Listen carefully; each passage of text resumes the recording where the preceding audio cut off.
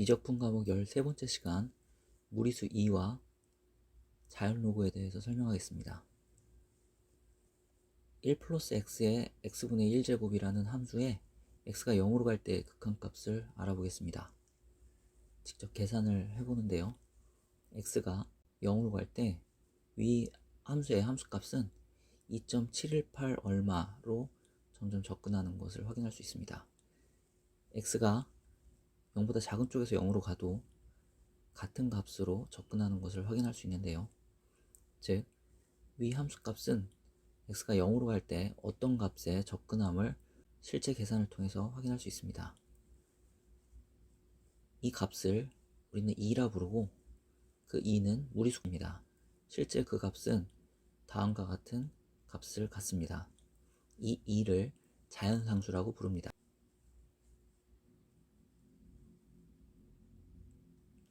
이 값을 2로 정의하는 것입니다. 1 플러스 x의 x분의 1의 제곱, 이 함수에 x가 0으로 갈 때 극한값을 자연상수 2로 정의하고 그 값은 대략 2.718 정도가 됩니다. 여기서 x분의 1을 t로 치환합니다. 그러면 x가 0으로 갈 때 t는 무한대로 가죠. 그래서 위식은 이렇게 표현할 수 있습니다.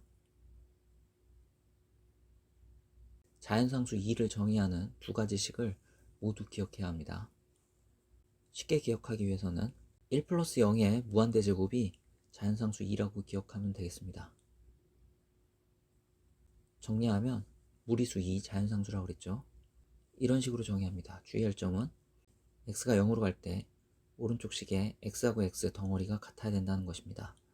이런 식으로도 정의합니다. 이번에는 무한대로 가는 놈이 오른쪽 식에서 같아야 됩니다. 쉽게 기억할 때는 1 플러스 0의 무한대제곱이 자연상수 2다. 이렇게 기억하라고 했습니다. 무리수 2의 정의입니다. 이렇게 정의할 수 있고 주의할 점이 0으로 가는 빨간 덩어리가 같아야 됩니다.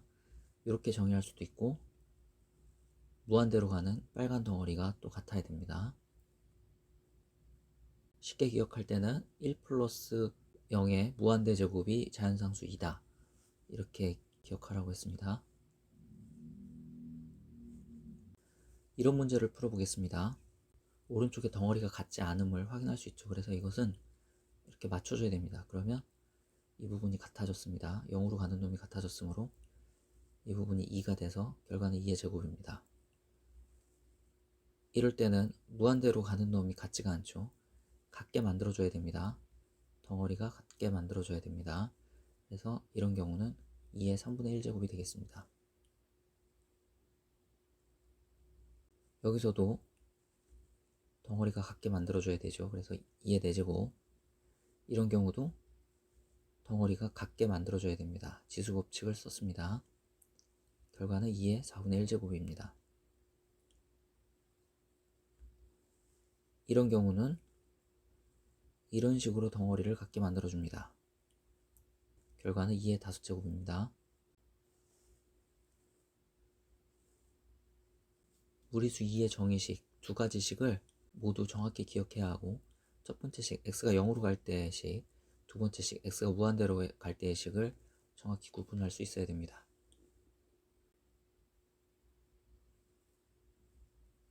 무리수 2는 1이 아닌 양의 실수이므로 y는 2의 x라는 지수함수를 정의할 수 있습니다. 이것은 이렇게 쓸 수 있는데 일반적인 함수꼴로 쓰면 다음처럼 쓸 수 있습니다. 이것을 우리는 x의 자연 로그라고 부르고 간단하게 밑 2를 생략하고 이렇게 표현합니다. y는 ln x라고 쓰면 이것은 x의 자연 로그를 뜻하고 밑 2가 생략되어 있는 경우입니다. 지수함수에서 x하고 y를 바꿔서 로그 함수를 만들었죠. 그래서 두 함수는 역함수 관계에 있습니다. 그래프를 그리면 두 함수의 그래프는 y = x에 대해서 대칭입니다.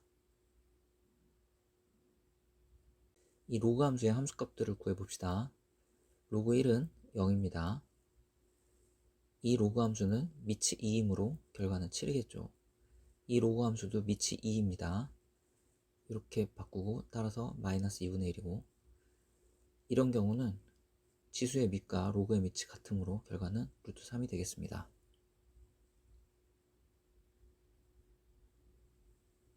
y는 lnx는 밑이 2인 로그 함수가 되겠습니다. 다시 한번 무리수 2의 정의입니다.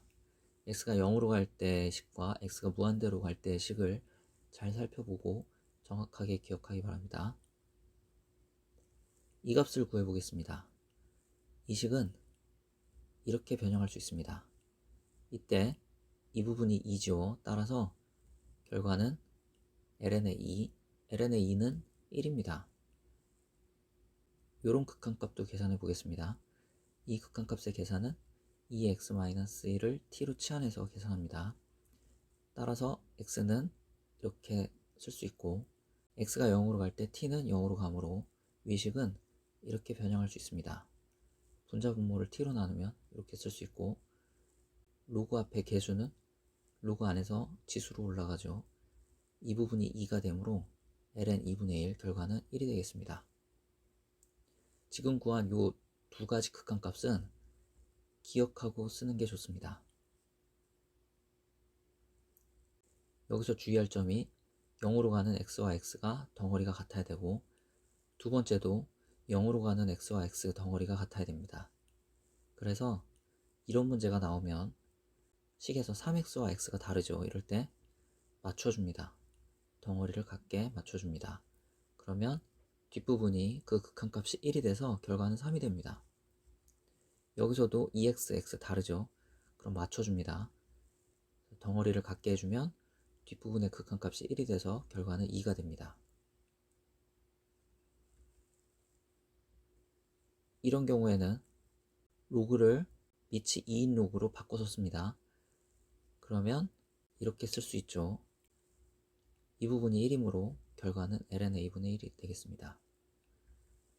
이것의 계산은 ax제곱 마이너스 1을 t로 치환합니다. 그러면 x가 0으로 갈 때 t는 0으로 가고 x는 이런 식으로 표현할 수 있습니다. 그래서 위식은 이렇게 바꿀 수 있고 분자 분모를 t로 나누고 분자 분모에 lna를 곱하면 다음처럼 쓸 수 있습니다. 이 부분이 1이죠. 따라서 결과는 lna입니다. 지금 구한 이 함수들의 극한값은 기억하는 게 좋습니다.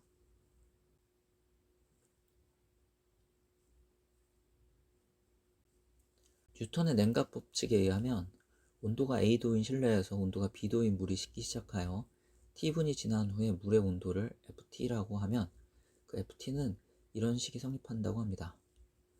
그래프를 그리면 이렇게 그릴 수 있습니다. 지수함수의 실생활의 응용입니다. 온도가 20도인 실내에서 온도가 100도인 물이 식기 시작한 지 T분 후의 물의 온도 FT는 위의 설명에 따라 이렇게 쓸 수 있습니다. 이 FT에 T가 무한대로 갈 때 극한값을 구해봅시다. T가 무한대로 가면 이 부분이 0이 돼서 결과가 20이 되죠. 이것은 시간이 무한히 지나면 물의 온도는 실내 온도와 같아진다는 것을 의미합니다.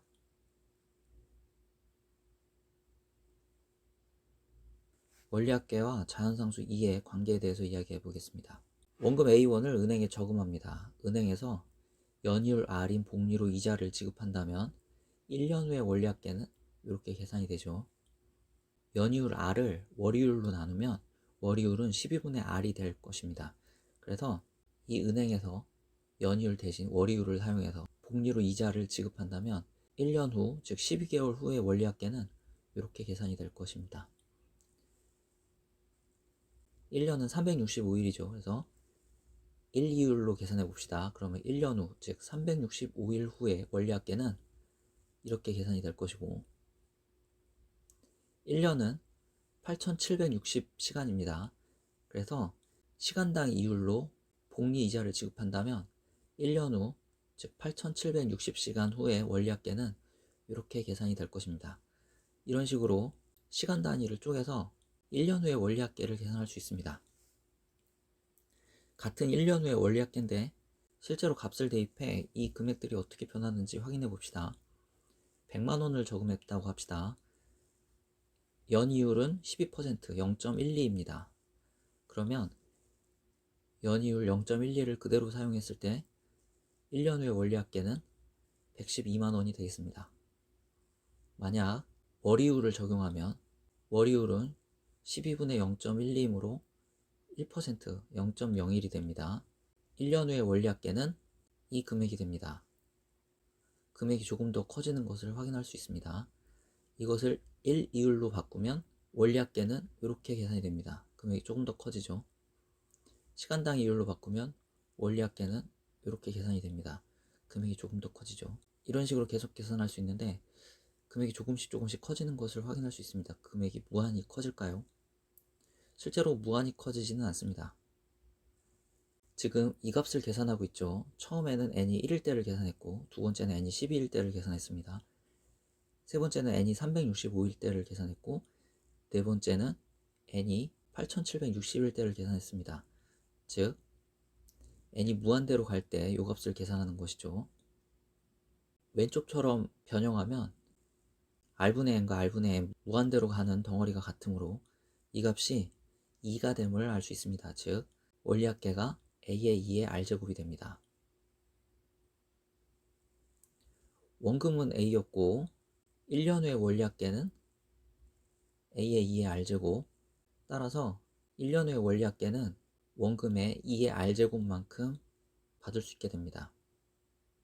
기간을 무한대로 쪼개면 2의 r제곱배가 받을 수 있는 최대값이 되겠습니다. 위 경우에서 r이 0.12일 때 이 값을 계산하면 1.127497 이렇게 나옵니다. 연이율이 12%일 때 기간을 무한대로 쪼개서 이자를 받으면 원금의 1.12배만큼 큰 돈을 받을 수 있습니다. 실제 계산한 값 A가 100일 때 1년 후에 112만원 정도를 받게 되는 것을 확인할 수 있었습니다.